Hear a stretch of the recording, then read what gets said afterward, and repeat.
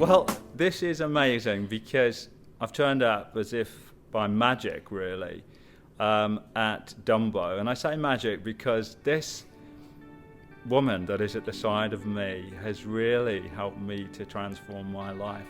And I'm shaking literally as I'm holding this because I'm trying to hold it steady. Because it's such a delight to be here with Sasha Allenby in New York in DUMBO, which is an area of Brooklyn. And we're in Wendy's beautiful home that she's kindly offered this opportunity for us.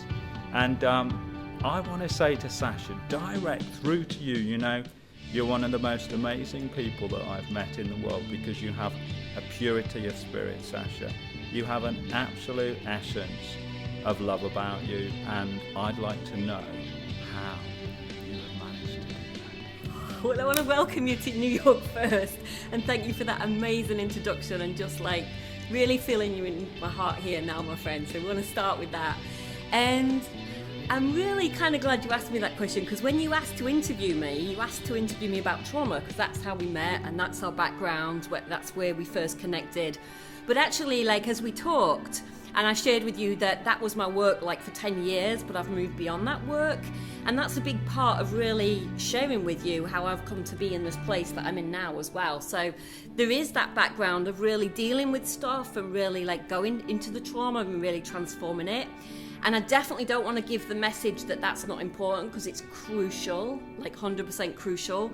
But at the same time, what's really transformed for me in the past couple of years especially is really choosing to put joy at the center of my day, at the center of my life, at the center of my universe, and literally create my life from there. That's the difference, and that's really what I want to share with everybody today. Wow.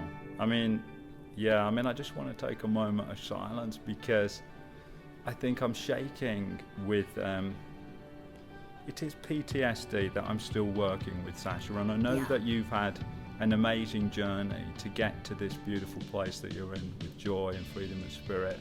For me, that's still going through it and still releasing it, and maybe for others, what would you say has been the absolute key for you? I would say there's been many keys. Obviously, like dealing with the underlying stuff, like really facing the trauma itself.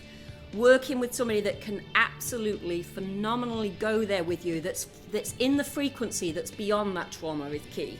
You know, working with somebody that's worked through it and come to the other side, that's very, very important.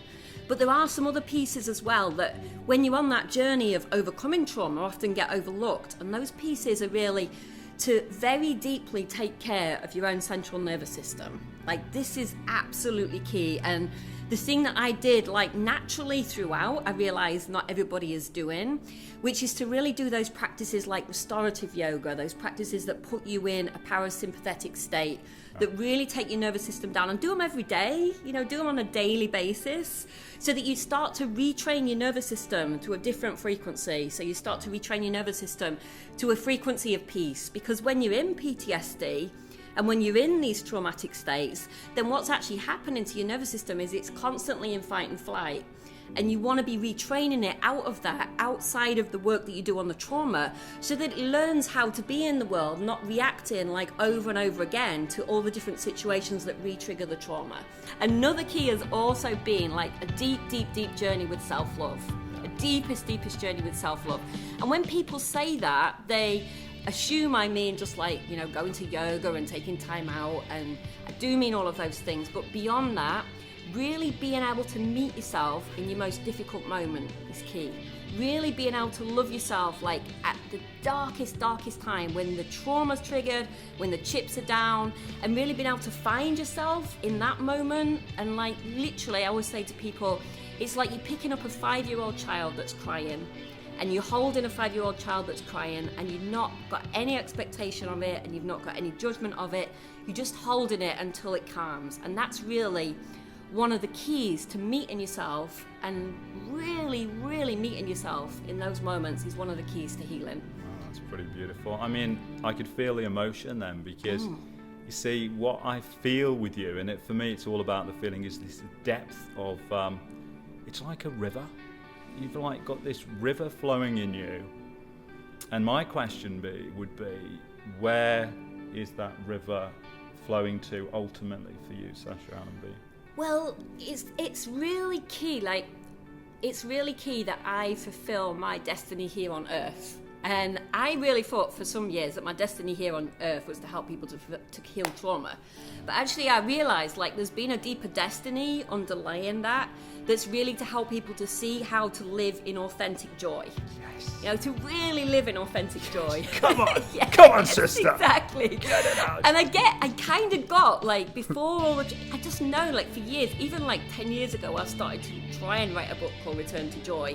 But I hadn't returned to joy then, you know, so it was a book of concepts rather than a book of experience. And now I'm really experiencing life in that way. I get that my destiny here on Earth is to really help other people to get that too.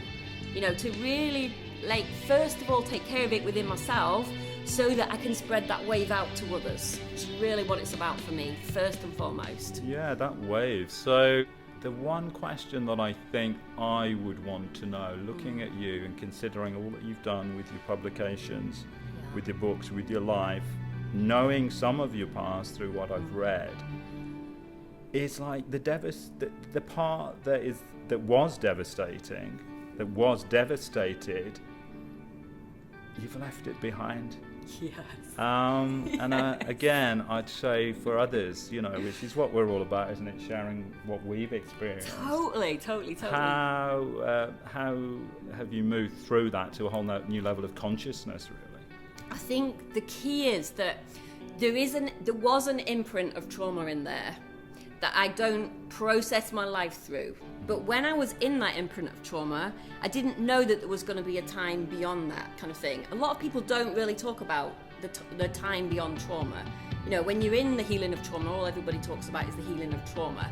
So there was a point, like literally for me, a turning point, when I realized I've got to stop working with people in trauma, and I've got to stop writing books about trauma, and I've got to stop reinforcing that in my field. And it was key, you know, because I could have gone on for decades more, like doing that work and doing it with love. But I realized that within me, there needed to be a point where that journey ended and a new journey began. So it was really like making a choice.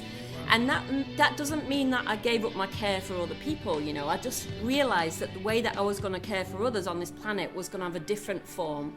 And so I really like made that like key within myself, like really, you can get to this point where you're operating out of duty because you've been through something big and you've been through something painful and you want to help other people out the other side, and you think the only way to do it is to help them in their pain. And there is a very important role for people to do that, but realizing that that's not what I'm here on this planet for, and making that commitment in myself to be in a different place with that was a real big turning point for me. And that's not going to be the same for everybody, you know, like not everybody's going to experience it that way, but it was having the courage to say, okay, enough's enough, let's create a different story. Brilliant, and you have. So the script that you've rewritten for yourself with this change of consciousness, what is the final destination for Sasha Allenby in this lifetime?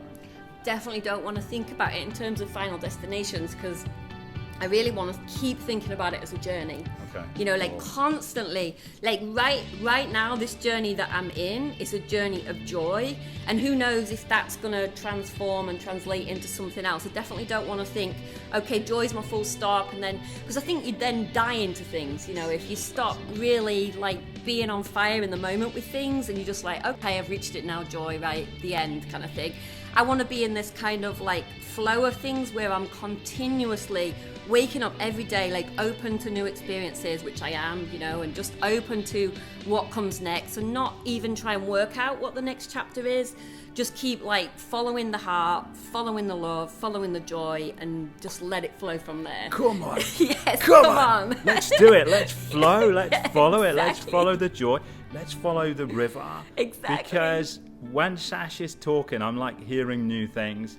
And that's the honest to God truth. And I think that's what's so beautiful about a journey around the world with Julie, with Amy, is that being here, I've changed by being part of a process with you, being part of a journey with you, being part of a flow with you. And I'm like, come on, David, then you need to change more. And I think that's challenging, Sasha, isn't it? So what about change for you? What is the change that you'd like to see most in the world? Because obviously there's things happening here in the States that are challenging, shall we say, from a political perspective, which affects everyone and a lot of people deeply. What would you say is the change that needs to happen overall for things to come together?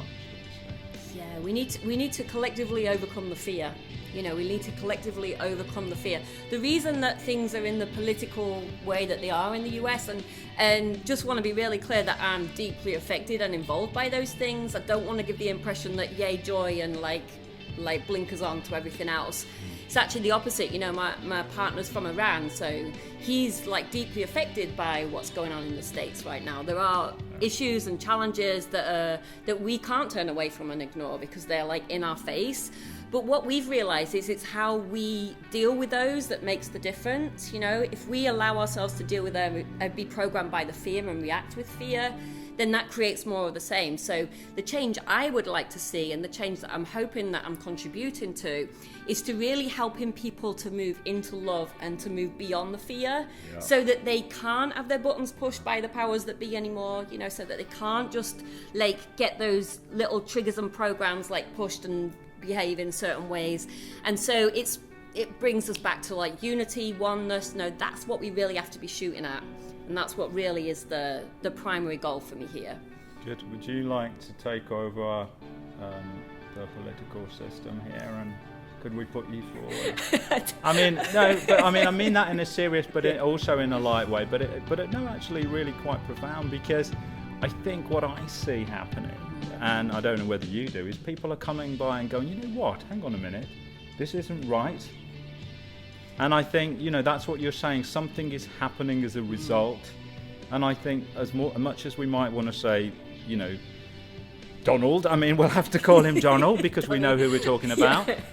You know, is it good or is it bad that these things are happening? And I think it's all perception, isn't it? And things are being shaken up and people are coming forward and saying, you know, we have a voice. Do you agree with that, Sasha? Totally How do you feel about that? I do. I feel that more than ever, like, what this is calling people to do is no longer sit in the fence. You know, you can't sit in your spiritual bubble anymore when this stuff is, or you can if you want, you know, that's people's choice. But for me personally, I've been in contact with so many more people that maybe would have just sat on their meditation mat a year ago and now understand that sitting on the meditation mat is part of it, but taking action is part of it as well. So there seems to be more and more people that have been inspired into action by what's taking place at the moment, and I feel like I'm one of them. You know, I feel like I've always been pretty politically minded. I was raised pretty politically minded, but it wasn't at the forefront of my spiritual journey for the past couple of decades. It is now because of what's going on in the world. That's brilliant. I mean, I'm like, come on, because I do know Marianne Williamson obviously went for a position, didn't she?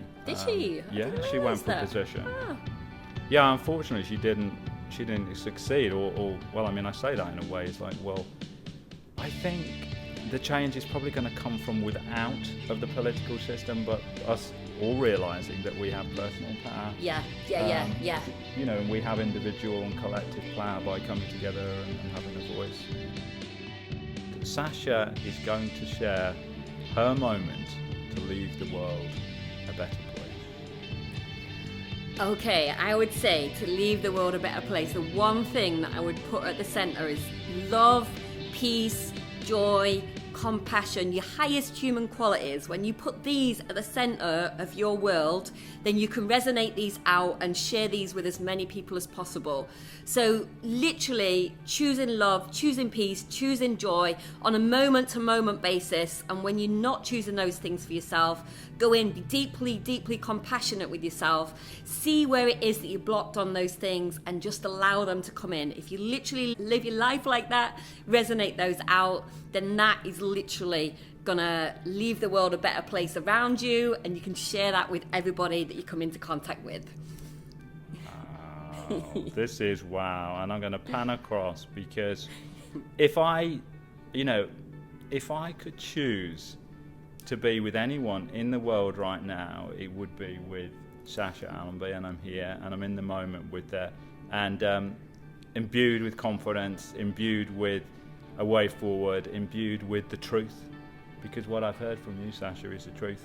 And that will set me free, and it will set us all free. Thank you for today. Thank you for being such a blessed and beautiful person, not only for me, but for the hundreds of thousands of people's lives that you have touched.